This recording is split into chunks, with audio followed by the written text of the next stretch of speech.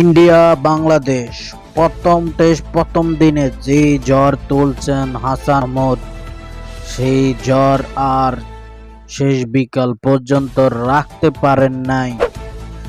ঘুরিয়ে দিয়েছেন বাংলাদেশি ব্যাটসম্যানদের ওই অশ্বিন জাদেজা, যখন 144 রানে 6 উইকেট ফেলে দিয়েছিলেন চেন্নাই টেস্টে বাংলাদেশ দল।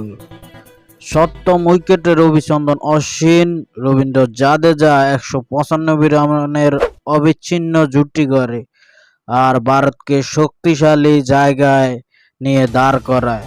339 রান নিয়ে অশ্বিন 102, জাদেজা 86 রান নিয়ে উইকেটে আছেন তা অবিচ্ছিন্নতা। কালকে যখন মাঠে নামবে রবিচন্দ্রন অশ্বিন ও জাদেজা, কোথায় গিয়ে ফুসবে? লাইক কমেন্ট করে জানিয়ে দিন।